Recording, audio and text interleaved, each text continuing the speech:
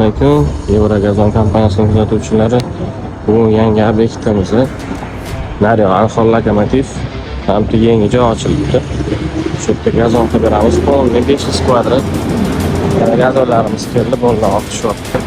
Bunaqa yo'nalishda polni yo'qotib ham, uch taraflarni yotqizib chiqarib chiqib ketamiz inshaalloh.